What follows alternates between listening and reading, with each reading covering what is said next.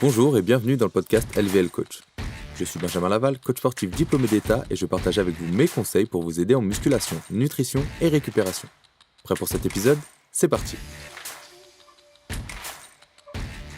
Et aujourd'hui on parle ensemble des bases de l'entraînement. Alors, l'entraînement, c'est quoi? Dans l'univers du sport, on va définir l'entraînement comme une activité physique planifiée et répétitive, effectuée dans le but d'améliorer ou de maintenir la condition physique, la santé ou les performances.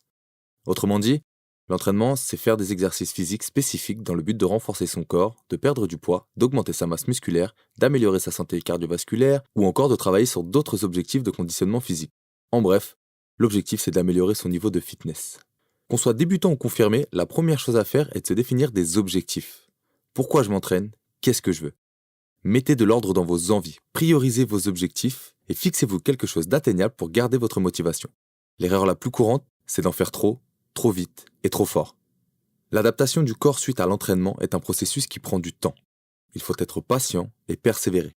Vouloir tout de suite, c'est votre premier pas vers l'échec. Alors, comment est-ce qu'on va réussir à faire le tri dans nos envies?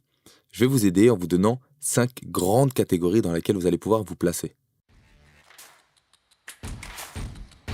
Les objectifs de l'entraînement.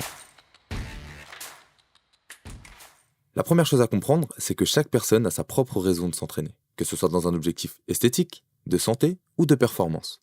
Pour que vous puissiez comprendre de manière simple, je vais vous regrouper les objectifs d'entraînement en 5 catégories. La première, la perte de poids. Même si le nom n'est pas réellement ce qu'il en est, on parlera plutôt de perte de masse grasse. La deuxième catégorie, ce sera la prise de masse. Contrairement à la première catégorie, on parle bien là de masse musculaire, ce qu'on appellera la masse maigre. En troisième, on va retrouver le développement des capacités physiques. Donc ce qu'on veut dire par là, c'est l'amélioration d'une condition physique comme la force, l'endurance, l'explosivité, la vitesse, etc. La quatrième catégorie, ce sera la réathlétisation. Donc on parle de réathlétisation lorsqu'on revient à l'entraînement suite à une blessure ou une opération. Ça va nous permettre de retrouver une amplitude de mouvement complète et des capacités dites normales pour pouvoir s'entraîner de nouveau sans contrainte et sans peur. Et pour finir, l'entraînement en santé-bien-être. Donc là, on va parler d'entraînement qui permettent de maintenir son niveau de bien-être physique et psychologique. Alors, on pourrait croire que chaque catégorie a ses propres entraînements dédiés spécifiquement pour ses objectifs. Mais en réalité, c'est pas si simple. On va prendre l'exemple de la perte de poids. Si je vous disais par exemple qu'inclure des entraînements de force dans votre routine pouvait être bénéfique pour perdre de la masse grasse. Eh ouais, les entraînements en force augmentent votre masse musculaire, votre métabolisme et permettent également de limiter la perte de cette masse musculaire en cas de restriction calorique. Que du bonheur! Vous comprenez maintenant l'importance d'avoir une planification et un suivi afin de pouvoir atteindre vos objectifs, sans vous tromper dans vos entraînements, ni vous priver de certaines méthodes qui pourraient être bénéfiques. Et oui, coach, c'est un métier, même si comme dans tous les métiers, le diplôme, c'est pas un gage de qualité malheureusement. Donc vous allez me dire, c'est bien beau tout ça Benji, mais ça nous aide pas. Comment je fais si je veux prendre de la masse ou si je veux perdre du poids? Ou les deux en même temps même? C'est évident que le format court du podcast va pas me permettre de pouvoir rentrer dans les détails pour chaque objectif, mais c'est avec plaisir que je le ferai dans futurs épisodes. D'ailleurs, je vous invite à me faire part de vos questions via les plateformes sur lesquelles vous écoutez ce podcast ou via mon Instagram lvl.coach. J'essaierai de développer les sujets que vous souhaitez aborder dans les futurs épisodes. On va parler maintenant des fréquences d'entraînement. Alors, combien de séances par semaine? Ça va dépendre dans un premier temps de votre disponibilité. 2 fois par semaine, ça va être nécessaire pour obtenir un minimum de résultats, quel que soit votre objectif. Avec une seule séance par semaine, il sera compliqué de tout travailler et vous allez avoir beaucoup de temps entre chaque séance, ce qui va ralentir grandement vos chances de résultats. Si votre emploi du temps vous le permet, 3 à 4 séances, c'est le top. Faire plus, c'est pas interdit, mais il va falloir faire très attention à avoir une programmation très affinée afin de ne pas augmenter le risque de blessure et le surentraînement. Il est important de vous rappeler que même si vous travaillez dur pour atteindre vos objectifs, l'entraînement seul ne sera rien. L'entraînement fait partie d'un triangle composé de la nutrition et de la récupération. D'ailleurs, on va parler rapidement d'alimentation.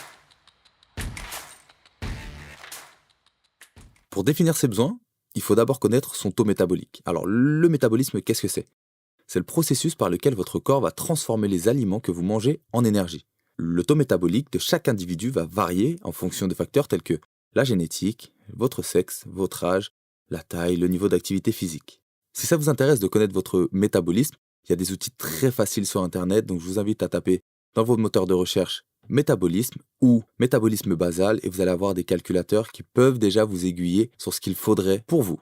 Pour obtenir des résultats en musculation, il va être important de manger suffisamment de calories pour soutenir la croissance musculaire et de maintenir une alimentation équilibrée en macronutriments. Les macronutriments, qu'est-ce que c'est ? C'est les protéines, les glucides et les lipides. On va voir ensemble ces trois familles. Les protéines, elles sont essentielles pour la croissance musculaire et la récupération.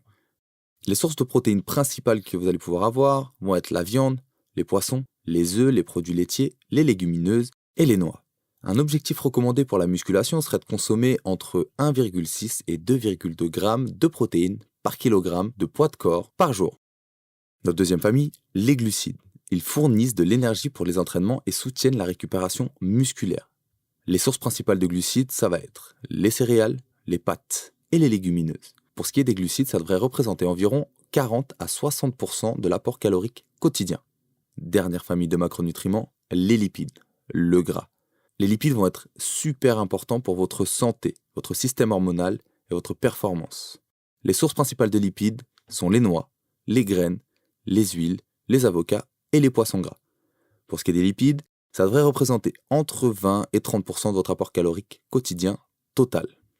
En résumé, pour obtenir des résultats en musculation, il est important de manger suffisamment de calories pour soutenir la croissance musculaire et de maintenir une alimentation équilibrée en protéines, glucides et lipides. Il va être également important de suivre un régime alimentaire sain et équilibré dans l'ensemble, en incluant des légumes, des fruits, des graines et en évitant les aliments transformés et riches en sucre. On a parlé d'un triangle tout à l'heure qui comprenait l'entraînement, la nutrition et on parle maintenant du troisième point, la récupération. Lorsque vous vous entraînez, vous sollicitez vos muscles, ce qui crée des micro-déchirures dans les fibres musculaires. Cette action stimule le processus de reconstruction et de renforcement, mais elle nécessite également une récupération adéquate pour permettre à vos muscles de se réparer et de se développer correctement. Le sommeil, c'est un élément crucial dans cette étape. C'est pendant cette période que votre corps produit de la somatotropine, une hormone clé pour la croissance de la récupération musculaire.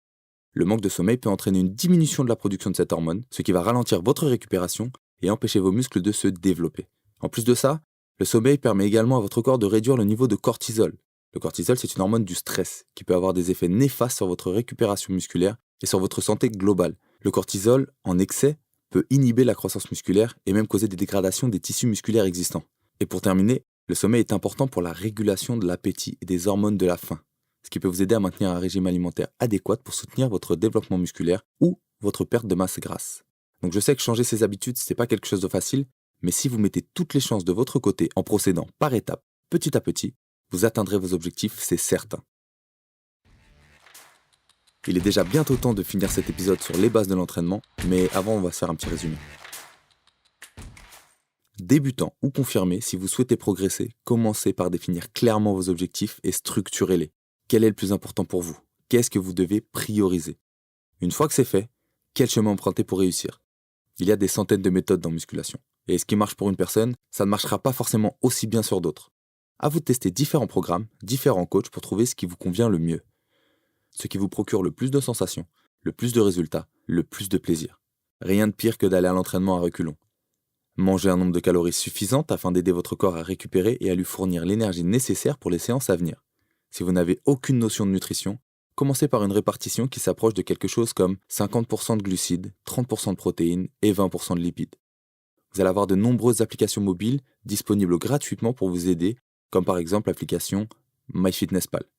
Pour votre récupération, essayez de dormir en moyenne 8 heures par nuit et laissez votre corps récupérer suffisamment entre vos séances. Pour finir, prenez un maximum d'informations possibles sur votre fitness actuel, vos capacités physiques, que ce soit du cardio, de la force, votre poids, votre taux de masse grasse, vos mensurations. Faites des photos de vous. Prenez le plus d'informations possible. Pourquoi ? C'est simple. Comment vous rendre compte de votre évolution si vous êtes incapable de comparer votre niveau actuel avec celui de vos débuts ? Vos résultats doivent être mesurables. Comment savoir si j'ai pris de la force au squat si je suis incapable de savoir combien je portais il y a 2 mois ? Pouvoir mesurer ses résultats, c'est avoir une preuve de sa réussite. Et ça, c'est la source principale de votre motivation. Et voilà l'équipe, nous sommes arrivés à la fin de notre premier rendez-vous. Merci d'avoir écouté le podcast LVL Coach, j'espère que cet épisode vous a plu. Si c'est le cas, pensez à vous abonner pour ne manquer aucun conseil sur la musculation, la nutrition et la récupération. La semaine prochaine, on parle cryothérapie et plus précisément des bains froids. En attendant, prenez soin de vous et je vous dis à très vite pour un nouvel épisode.